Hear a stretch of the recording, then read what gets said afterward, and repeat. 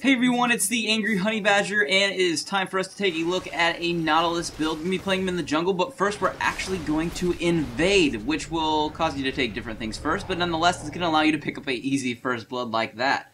That's typically how we invade when we try to do that. As you can see, I did start with my Dredge line, which is his Q ability, since we invaded. Typically you'd want to start with your W, which is your Titan's Wrath.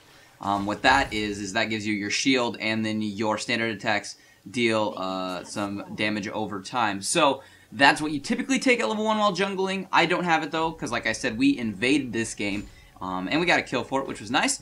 But as I was saying, I took my Q though when we invaded, which is my Dredge line, and that is going to basically, I'm going to throw out my, my big ass anchor, and I'm going to drag someone over to myself, which is kind of nice. I can also use this too, as well, to grab onto terrain around me. So that will refresh the cooldown for half the time. It'll be half as long as it normally would if you were to grab a champion.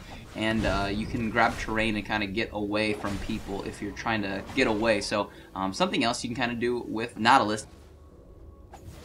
So that's his first two abilities. His passive, though, is his Staggering Blow. Basically, when you do a standard attack on a champion against you, here I'm going to grab Lulu. There I'm going to use it. Every 12 seconds, you will immobilize the target, and you will deal an extra amount of damage. So that's also really nice.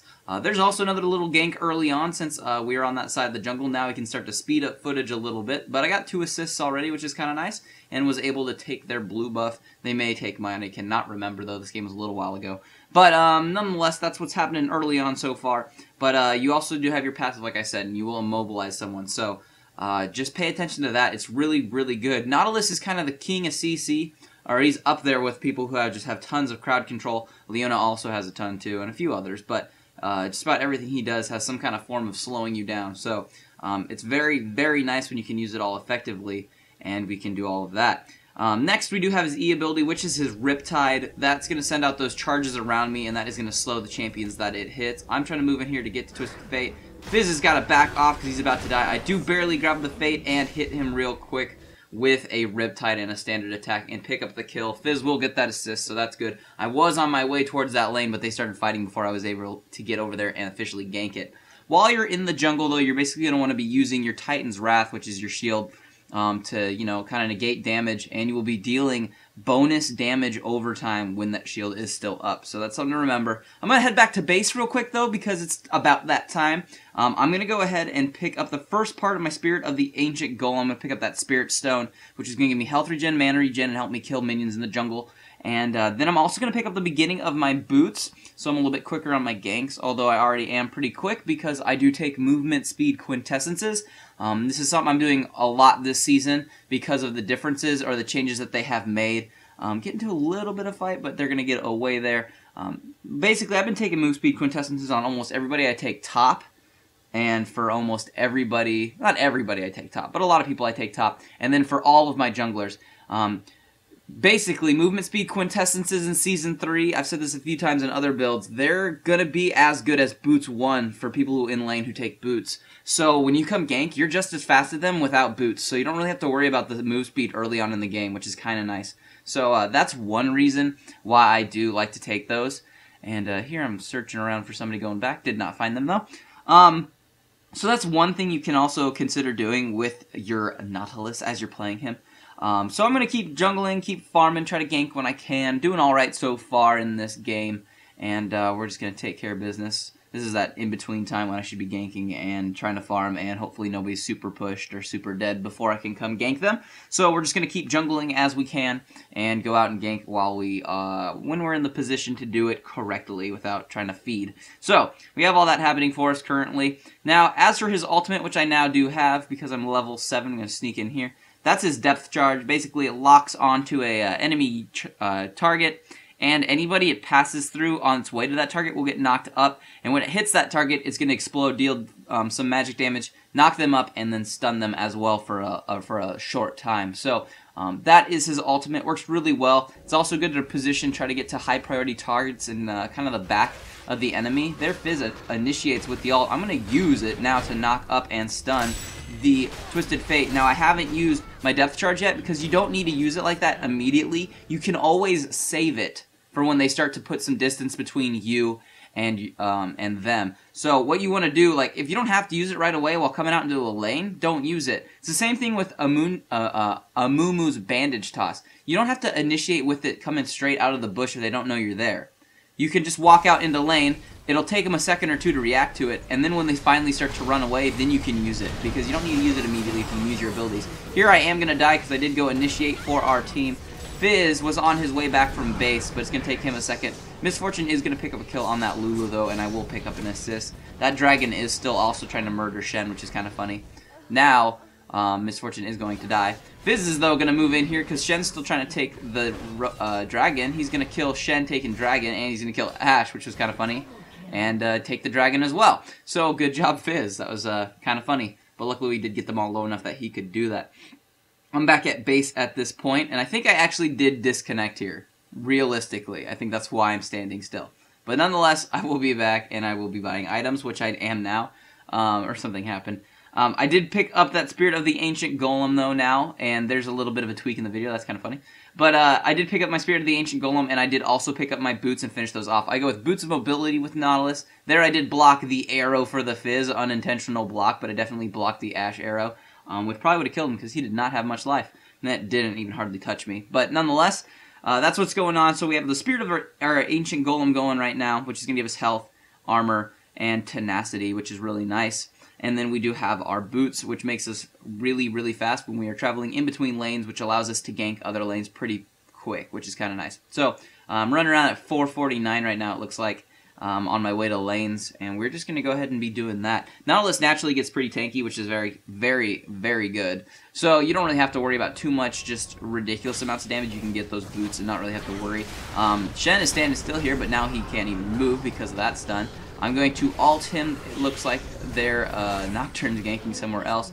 Luckily, we'll be able to pick up that kill up on him pretty easily. We would have been able to dive him anyways if he would have got a little bit earlier start, because Nautilus can dive quite well, especially with his W ability. That shield's going to help him out a little bit. We're going to try to take this mid tower real quick, which we will succeed, and keep working on this game as it continues. Now, as for my masteries, when I am playing Nautilus, I like to go with my Tanky Jungler page, which is a 125 and 4 page. You can see this mastery page on my Facebook page. It is listed there as Tanky Jungler, and you can see where I put my points exactly. And then as for my runes, when I'm playing, like I said, I do take those movement speed quintessences, but I also do either take attack speed marks or magic penetration marks, just depending on what you want. The attack speed ones are nice because you can just kind of get through the jungle a little bit quicker with that extra attack speed. Just kind of speeds you up a little bit. And then I go with armor seals and magic resist per level glyphs. So that's going to help me get tanky naturally as the game goes on. Right now I haven't really bought any magic resist, but I'm above 60 so far. But next I will be addressing some magic resist, and we will be going into that a little bit more in depth in the future in our items. So we'll get to that in a second. Now on this game, we have a Nami bottom lane, and she is somebody I do know. That is a friend that I'm playing with at the current moment. And typically I will be asking every game when I do jungle tanky junglers if my support is going to be picking up an Aegis of the Legion and that further on into a Runic Bulwark. Here's a little bit of a fight. I'm going to murder that Twisted Fate who came in. Unfortunately, Nocturne's going to dive the MF who is really, really low. And Shen just poured in now, so the fight is not going in our favor at this point. Nami's going to die. Fizz does show up. I do come in here to try to help him, but this was a mistake. Now I just want to save him. And I think he is now going to get away, but now I'm going to die. So, slightly unfortunate. That we should have not initiated after Shen showed up. Like, we should have just backed off at that point. But nonetheless, that's what that looked like. So, a little bit of sloppy teamwork there. We did pick up the quick kill, though, early. And we should have left it at that and just tried to get out. But nonetheless, that will happen while the game's going on. But like I was saying, I usually try to ask my support in the bot lane if they're going to pick up an Aegis of the Legion and build that into a Runic Bulwark. If they are, then I won't build it. But if they won't build that, or if I can convince them that I can build that, then I will build that. So That item will give you a lot of magic resist, and that is an item you can consider getting instead of the other magic resist item I'm going to be getting this game, because I do not go with the Bulwark this game, because our Nami is going to be building it. So, typically, I would like to build that item. It is really good, and since you are the tank, you will be in the middle of the fight, therefore everyone will be benefiting from you having it. And that's one of the reasons why I like to build it. But since I'm not this game, I'm going to continue building towards another magic resist item. I did pick up the first part of it, as you can see, by getting that magic resist. And then I also did pick up a Warden's Mail, which we'll be building towards another item in a second, and we'll get to those. Another little bit of a fight going on in the middle of the map. I did pick up the assist on the Nocturne, and picked up the assist on the Lulu. I did ult her, because she was the closest one, and that would be an easy kill as long as she would not get away. And here I believe we are chasing a little bit. That's an awesome land by my friend playing the Elise, grabbing that stun. I'm going to grab this Shen. He is quite tanky now because he's been doing decent top lane farming. But I'm going to dive this. I don't really need to worry about it. It's hardly affecting me. I do have that shield up. Shen is over here. I'm still tanking it. Elise is going to come in and be able to pick that kill up fairly easily. So, not too bad there. Like I said, I try to get in there first if I am the tank, and Nautilus is the tank. He does it well. So I'm going to try to jump into all those turrets first to get the turret to proc onto me and try to tank it for the team because it's helpful.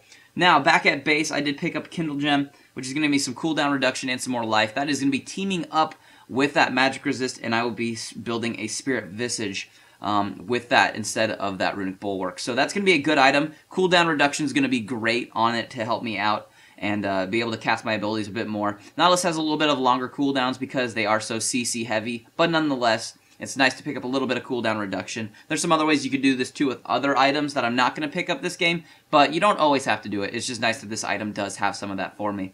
It also is going to increase that healing effect on me as well, and I do have that Spirit of the Ancient Golem, which does have health regen, so that is going to increase that as well. Kind of walk into a blind bush while Nocturne's ults up, and I walk into 4 of them, so that was super unfortunate there, and we need a few more wards maybe down over there if we're going to try to do that. But nonetheless, the bottom of the map's warded fairly well, so we just got to pay attention next time. Nonetheless, though, I did just finish off that Spirit Visage, and that's going to definitely help me out early, or for now it's going to help me out great. Right now, when I am up with my team with that Aegis next to me, you can see I have 167 armor, 138 magic resist, but that is because I'm next to Nami and I got that Aegis on me procced. And so that's pretty good resist going on currently. And that Warden's Mail, I am going to be building that into my next item. I don't think I'll be able to finish that in time because this game will come to an end. But you can typically build this item either into your Warden's Mail. You can take it into a Frozen Heart, which is a great item. If you really want that, go for it. But because Nautilus has so much crowd control, I go the extreme with Nautilus, and I build even more on him. So I will actually be taking that and pairing it up with a Giant's Belt, which will give me more health, which is never a bad thing as being the tank. And I will be building that into a Ranuin's Omen, which then I can use its passive to slow down all the enemies when I am around all of them and slow them even more. So even more crowd control, which is going to be really, really good for me. And we're just going to keep building towards that. Now at this point, you could call those your main 4 items. And then at that point, as most of the builds go, at least when I'm making build videos, at that point, you can pretty much kind of decide on your own what your last 2 items will be after you build those. We're going to be heading over here towards Baron. There's a little bit of something going on. This is going to land his ult. Shen is going to try to ult in, which he will. I'm trying to get over to this Nocturne, because Nocturne has been kind of a pain in the ass this game. He's been doing pretty good on their team, and he's been on a rampage a few times. But nonetheless, going to start going after their Twisted Fate, because my team's taking care of the other ones fairly well, and Twisted Fate is damage, and if I can force him out of the fight, that's a good thing to do. So Fizz is going to jump over here now and then help distinguish him and get rid of him quick. I'm going to chase this Ashe, which is going fine, until she decides to Ghost and Flash, and now she's just way too fast and slowing me down. So I'm not going to be able to catch up to that. So this is pretty much going to end out the game in a second. But like I was saying, after I finished off those first main 4 items, at the end of this game, there's a few different things you can do. 2, just off the top of my head, that are great items that you can never say no to, is an Abyssal Scepter, which will actually help you out with your damage and help your team out because of its area magic reducer.